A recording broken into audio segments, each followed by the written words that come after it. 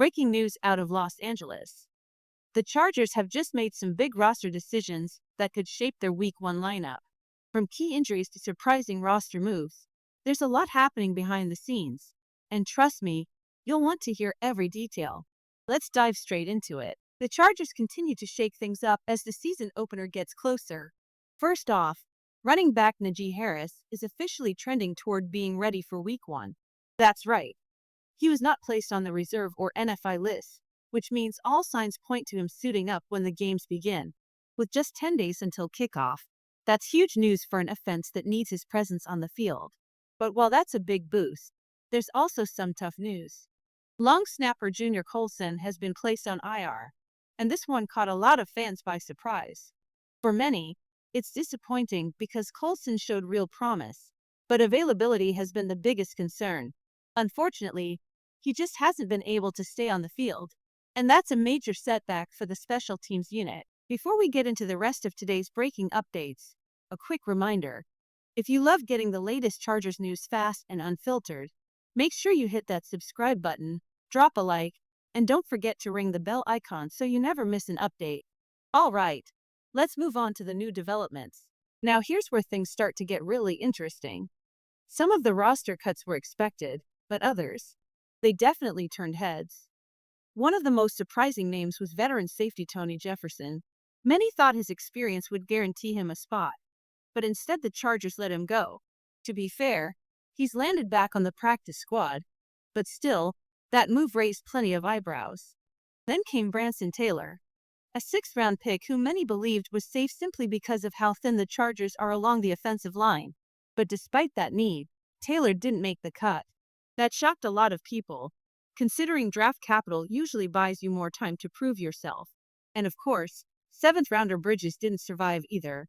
Not a huge surprise since he struggled throughout camp.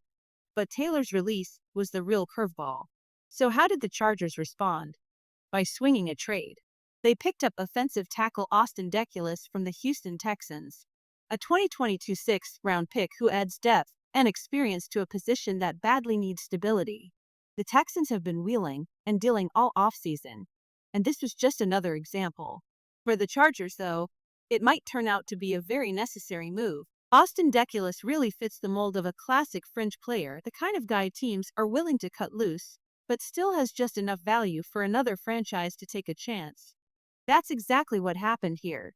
The Texans were ready to move on, but instead of releasing him, the Chargers made a move and got him for depth. And here's why it matters. Deculus isn't just some random name floating around the league.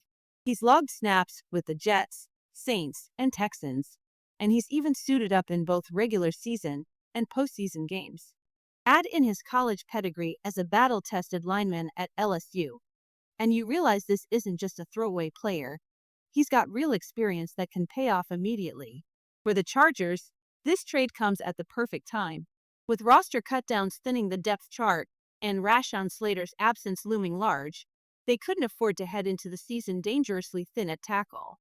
Deculus now gives them another option, a safety net that they desperately needed. So with the 53-man roster now officially set, at least for the moment, the stage is ready.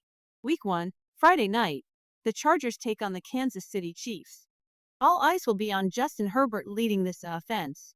And for the first time in months, we finally get to see what this retooled roster looks like under the bright lights.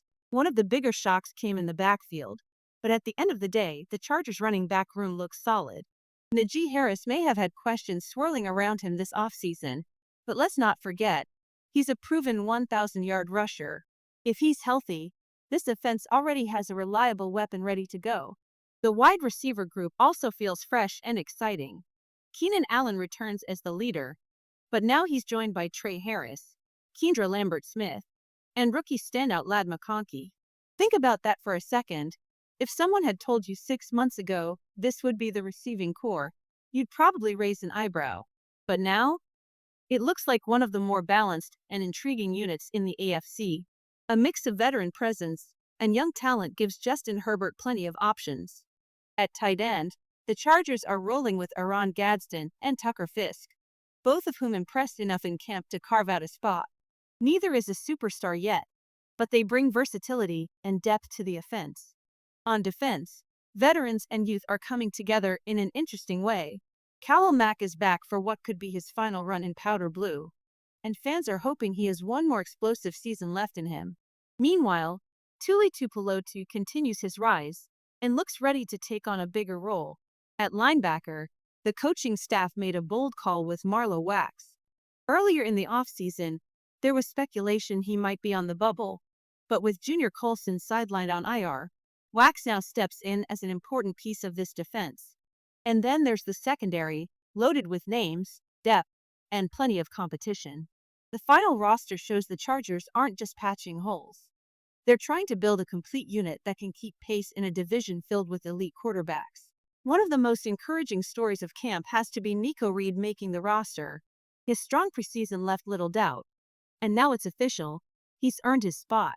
Alongside him, R.J. Mickens and Elijah Molden round out a secondary group that feels steady and reliable, with no real surprises in that mix. Looking back at the last few days, it's clear this roster has been reshaped by a whirlwind of cuts, trades, and injuries. Najee Harris stays put, Junior Colson heads to IR, and several young players have either made their mark or been shown the door. The Chargers have been busy, but now, with the dust settling, you can finally see the outline of a team that feels ready to compete. If you're a Chargers fan just checking in after a long offseason, the first thing you'll notice is how much stronger the offensive skill positions look compared to a year ago. Kendra Lambert-Smith, Trey Harris, and rookie Ladd McConkey give this receiving core a completely different dimension. Add in Keenan Allen's return, and suddenly Justin Herbert has one of the deepest sets of weapons he's had in his career. On defense, the formula is simple. Even if the unit doesn't take a step forward, maintaining last season's level of play should be enough. Why? Because the offense is built to be more explosive and far more consistent. This roster is designed to play complementary football, the offense sustaining drives and wearing down defenses, while the Chargers pass rush and secondary handle the rest. All in all, the message is clear. This is not the same Chargers team as last year. The front office has taken risks, made tough decisions, and brought a new energy. Now, as the regular season approaches, it finally feels like everything is coming together at the right time. As we close the book on roster cutdowns and final decisions, the real focus now shifts to what matters most, Week 1. The Chargers aren't just entering another season. They're stepping into a year that feels like a turning point. Justin Herbert is healthy, motivated, and surrounded by weapons. Najee Harris is set to anchor the backfield, and the receiving core looks deeper and faster than it has in years. Add in the veteran leadership of Keenan Allen and Callum Mack, plus the emergence of young talent across the roster, and suddenly this team looks dangerous on both sides of the ball. But let's be honest, the road isn't easy. The AFC West runs through Kansas City, and the Chargers open the year against the reigning division powerhouse. That's the kind of test that reveals whether a team is truly ready or still finding its footing. For Los Angeles, it's not just about competing. It's about proving they belong in the conversation with the very best. This season will come down to one word: execution. The talent is there. The coaching staff has made the bold calls. Now it's about stepping onto the field and delivering when the lights are brightest. Chargers fans, buckle up, because this year has all the makings of something special.